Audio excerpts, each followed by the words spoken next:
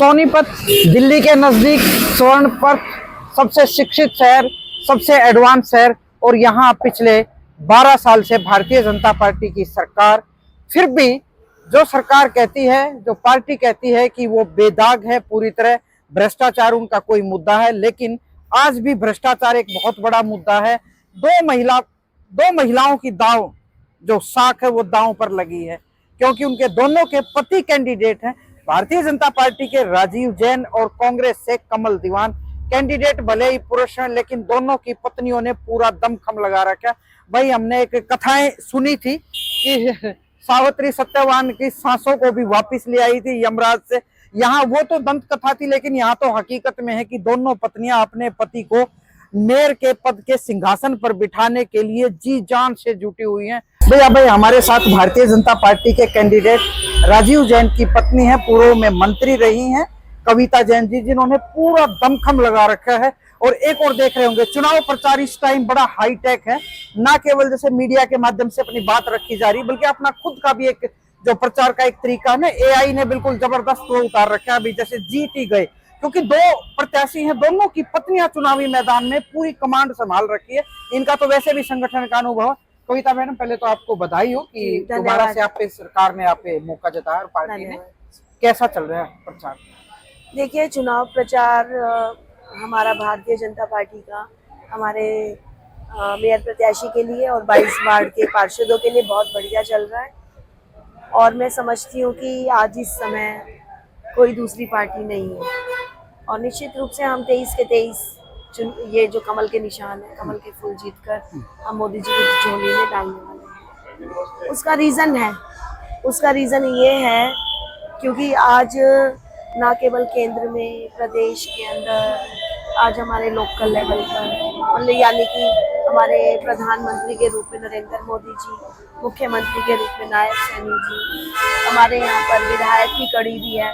तो निश्चित रूप से जनता को अगर डेवलपमेंट चाहिए तो आपको मेयर और पार्षद भी बनाने पड़ेंगे। विकास का दावा करते हैं 11-12 साल से, सेंटर में भी, प्रदेश में भी।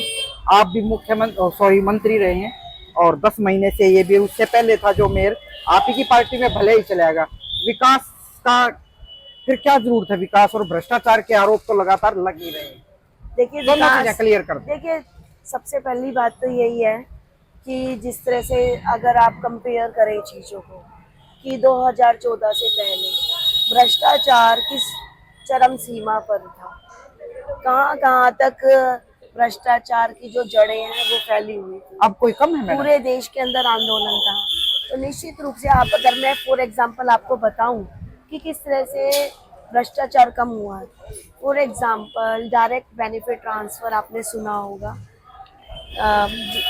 जैसे एक छोटी सी स्कीम, पेंशन कहने को एक बहुत छोटी शब्द, लेकिन केवल मात्र बुढ़ापा पेंशन ही 2015 के अंदर जब हमने ऑनलाइन की और बुजुर्गों को उनका जो पेंशन का पैसा डायरेक्ट उनके खातों में गया, कम से कम 1000 करोड़ का जो भ्रष्टाचार है वो एक योजना के माध्यम से हमने एक प्रदेश के अंदर कम करने का काम किया। मैडम, मैं बीच में रोकूंगी। सारी स्कीमें आपने ऑनलाइन करवाई, और आपका दावा है कि बहुत स्कीमें हमने की, उससे भ्रष्टाचार खत्म हो गया।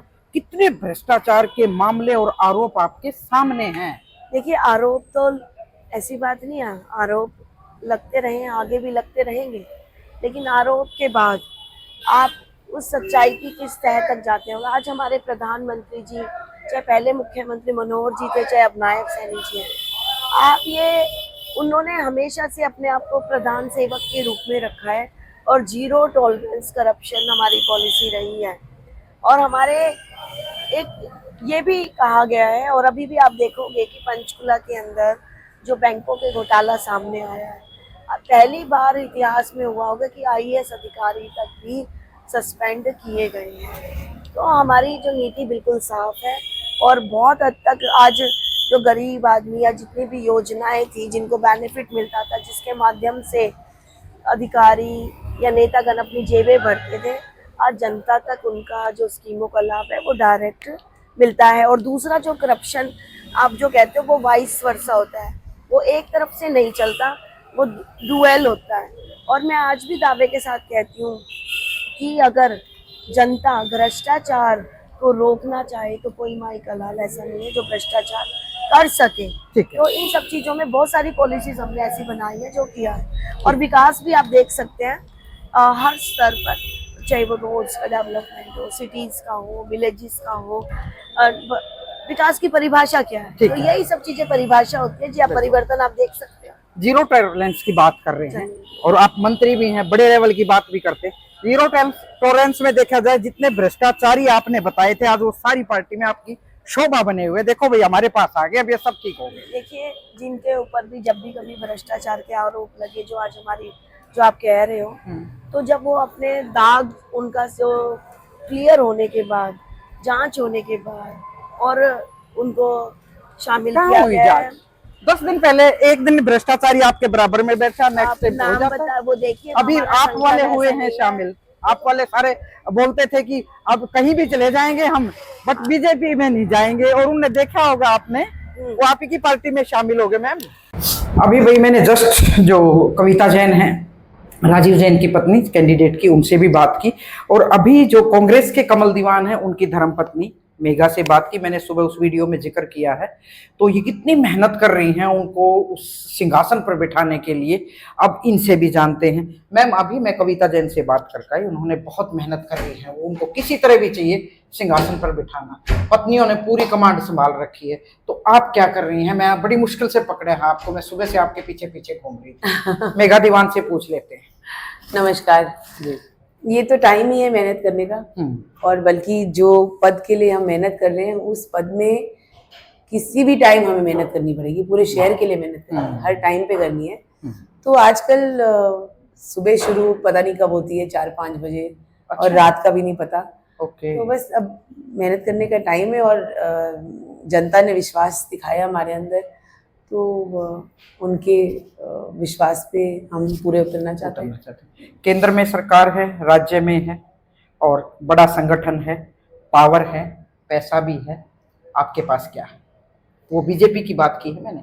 अच्छा, हमारे पास क्या है? पहले तो ये स्थानीय लेवल का इलेक्शन है, ठीक है, तो इसके केंद्र की सरकार से कोई फर्क नहीं पड़ता। वो ट्रिपल इंजन बोलते हैं इसको। इनकी इंजन अभी तक तो खराब चल रहे थे। अच्छा। अगर इतने इंजन ही बढ़िया थे, हाँ, तो अभी तक खराब क्यों चल रहे थे? खराब इंजनों का कोई फायदा नहीं है। पहले समझना, जनता को ये समझना है कि ये इंजन वाली कहानी सिर्फ एक, जैसे एक ना, किसी को, जैसे बच्चे होते थे, रोते थे, किसी चीज को मांगते थे, हम बहला के उनको एक और कहानी सुना के उनको बिठा देते थे। ये कर रहे हैं जनता का हालत। ये सोच रहे जनता एक बच्चा है, इसको बहला दो, आगे की इंजन दिखाओ, ये इंजन वाली कहानी सुना दी उन्होंने। अब ये स्थानीय इलेक्शंस हैं, इधर इन सेंटर में कौन सी सरकार है उससे इधर कौन क्या होने वाला है फर्क नहीं पड़ेगा। अच्छा। क्योंकि क्योंकि मोदी जी उठ के हमारे सोनीपत में तो नहीं आ रहे किसी की नाली साफ कराने, किसी का सीवर ठीक कराने, या किसी का बिजली का पोल लगवाने, या कुछ भी करवाने। मोदी जी नहीं आ रहे हैं। तो सेंटर में तो वही है। अभी तो सेंटर में वो थे, चलो आपकी बात कर लेते हैं। सेंटर में वो थे, स्टेट में इनके सैनी साहब बैठे हैं, यहाँ पे एमएलए इनके हैं सोनीपत के। बिल्कुल, ठीक है, उन तीनों से काम नहीं हो पाया। फिर आगे आपके मेयर साहब भी आपके लिए आ गए, उनसे भी काम नहीं हो पाया। कई पार्षद भी आपके थे। ये 5-5 की जोड़ी होने के बाद भी आप लोगों ने इंजन के 3 इंजन गिनवाते हैं मेरे पे, तो आपको 5 दिखा सकते हैं। बिल्कुल, ट्रिपल की जगह 5 हो गए। इनके बाद भी आपके लिए काम नहीं कर पाए, फिर भी आपके घर, अभी आज की वीडियो है, मैं क्या बताऊं आपको, मैं दिखा सकती हूँ कि इन पनीर की डेयरी है, पनीर की दुकान है, दही पनीर बेचते हैं। वो इंसान उस कीचड़ के अंदर पैर रखेगा तो उनसे पनीर खरीदेगा। वो बोले देखो हमारी हालत, खाने की चीज है, अब कीचड़ के अंदर पैर रखो तो उनसे खरीदो, नहीं तो उन बेचारे की दुकानदारी खराब होगी। मैं पिछले 2 दिन से देख रही हूँ, आप कहीं पार्कों में, कहीं टॉयलेट में, कहीं हॉस्पिटल में, आप आज शाम की लाइव तस्वीरें। ये 5 इंजन इनके होने के बाद इनसे काम नहीं हुआ, तो एक आधा इंजन बीच में हिल जाए तो क्या होगा? नगर निगम की अपनी इनकम अपनी इनकम है। नगर निगम की टैक्सेस जो होते हैं, प्रॉपर्टी के टैक्स होता है, हाउस टैक्स, बहुत सारे टैक्सेस हैं। जितने टैक्सेस हैं वो मिलके एक नगर निगम की अमाउंट बनता है। उसमें सरकार बहुत कम पोर्शन देती है और लेती है। ठीक है, बहुत कम पोर्शन है तो लोगों को जो वो देती है। सोनीपत का पैसा है, जो सोनीपत में लगना है, वो सोनीपत के ही लोगों का दिया हुआ टैक्स है। वो कभी सेंटर पे पैसा नहीं जाता कि वहां जाएगा फिर वहां से ग्रांट आएगी। ये भ्रम फैलाया हुआ है इन्होंने लोगों के बीच में कि ये ग्रांट आएगी तो काम होएगा। सोनीपत का पैसा जो है, सोनीपत के अंदर उसके टैक्सेस जो इकट्ठा होते हैं, उससे नगर निगम के अंदर जो टैक्सेस आते हैं, हम कुछ भी खरीदते हैं तो नगर निगम को एक टैक्स जाता है, प्रॉपर्टी हो गई, हाउस हो गया, कुछ भी हो गया, तो बल्कि हाउस टैक्स वगैरह जो भी होते हैं, वो सारे टैक्सेस जो जाते हैं वो इकट्ठा होके हमारे पास टैक्स आता है, उसी में एक बजट बनता है, उसी से वो विकास होना होता है। जो कि विकास का मॉडल आज शाम की आप मेरी वीडियोस देखिएगा, देख लूंगी। विकास के मॉडल में क्या क्या सोनीपत में ये इन्होंने किया हुआ है अभी तक की भाजपा की 5-6 इंजन की सरकार। आपने जो बात कही कि भ्रम फैला रखा है, वोट भ्रम फैलाने के जो आप बात कर रहे हो उसको खोलने के नाम पे मांग रहे हैं कुछ और भी। क्योंकि मैंने अभी कविता जैन से बात की, मैंने उनसे भी यही पूछा था कि भ्रष्टाचार सबसे बड़ा मुद्दा है, ट्रिपल इंजन की सरकार है, फिर भी ये मुद्दा है, आपका मेन मुद्दा यही है या भ्रष्टाचार भी है? थोड़े से शब्दों में जवाब दें। हाँ जी, बिल्कुल। भ्रष्टाचार बहुत बड़ी प्रॉब्लम है, और नगर निगम में भ्रष्टाचार तो सब ही तंग है उससे। जो ये प्रॉपर्टी आईडी, फैमिली आईडी के काम किए, काम पूरे होते नहीं, लोगों को डेथ सर्टिफिकेट भी नहीं मिलता। एक तस्वीर देखी कल आपने, डेथ सर्टिफिकेट भी नहीं मिलता जब तक घूस नहीं देंगे। ये तो बहुत ही खराब बात है। भ्रष्टाचार हर लेवल पे है, और इस भ्रष्टाचार को हटाना है। आपके लिए सबसे बड़ा मुद्दा यही है? सबसे बड़ा मुद्दा भ्रष्टाचार है, और सोनीपत का विकास है। सोनीपत हमारी सिटी है, सुंदर सिटी होना था सोनीपत, सुंदर नगरी होनी थी। ये सुंदर नगरी की तो मैं क्या क्या आपको तस्वीरें दिखाऊं। देख रही हूँ मैं आपके द्वारा दिखाई थी तस्वीरों को। मैं चाहती हूँ कि सोनीपत शहर को, पूरे हमारे सोनीपत को, सब लोगों को हमारे साथ जुड़ना चाहिए। हम समझना चाहिए कि ये सिर्फ मेरी ड्यूटी नहीं है, या इनकी ड्यूटी नहीं है, उनकी ड्यूटी नहीं है। हर इंसान की ड्यूटी है सोनीपत का विकास, सोनीपत का हर इंसान की ड्यूटी है, पार्षद की ड्यूटी है, और मेयर की ड्यूटी है देखना कि ये बिना भ्रष्टाचार के उन तक पहुंचे, और सब कुछ पहुंचे जो एक एरिया को चाहिए। हम दिल्ली के इतने पास रहते हैं, हमें क्यों नहीं मिल सकता जो गुड़गांव को मिल गया और नोएडा को मिल गया। ठीक है मैम, बहुत बहुत शुक्रिया। बात लंबी हो जाएगी, आपको जल्दी है भाई। दोनों मैंने जो कैंडिडेट है उनकी धर्मपत्नियों से बात कर ली, इनका बुलावा आ गया, ज्यादा टाइम वेस्ट नहीं करेंगे। तो दोनों पत्नियों ने जो दमखम और मुद्दों के साथ इस लड़ाई को लड़ने के लिए जंग छेड़ रखी है, जंग अगले 10 दिन में बड़ी रोमांचक होने वाली है। हमारे साथ बने रहिए, बहुत बहुत शुक्रिया। अभी मैंने कविता जैन से बात की, फिर मैंने कांग्रेस के जो प्रत्याशी है कमल दीवान, उनकी पत्नी मेघा दीवान से बात की। तो उन दोनों का दावा है, कविता जैन ने तो भ्रष्टाचार के नाम पर बात जरूर की कि हमने तो भ्रष्टाचार दूर कर दिया, लेकिन उनके भ्रष्टाचारियों की पार्टी में किस तरह से शामिल हुए उस मुद्दे पर वो मेरी बात का मेरे जवाब देने की बजाय वो बीच में मुझे छोड़कर चली गई। खैर कोई नहीं, ये सब होता रहता है। तो भी ये भ्रष्टाचार इतने लंबे टाइम तक सरकारें, कभी कांग्रेस की कभी बीजेपी की, भ्रष्टाचार मुद्दा आखिर है क्या? क्यों इसको मुद्दा बनाकर हर बार का इलेक्शन लड़ा जाता है? और भ्रष्टाचार की जड़ें इतनी गहरी हो चुकी हैं कि उनका मुद्दा खुद ही, जिसकी सरकार है उनके पास भी यही मुद्दा, और जिसको सरकार बनाने का ये लग रहा है कि भाई हम सरकार बना पाएंगे, उनके पास भी यही मुद्दा है। तो बड़े गजब की बात है भाई, इतना सुंदर शहर, इतना शिक्षित शहर, आज भ्रष्टाचार के मुद्दे पर इस चुनाव की जो जंग है, इन दो महिलाओं ने पूरी जान लगा रखी अपने पतियों को इस सिंहासन पर बिठाने के लिए। ये मतदाता तय करेंगे कि कौन इस कुर्सी पर बैठेगा। बहुत बहुत शुक्रिया, नमस्कार।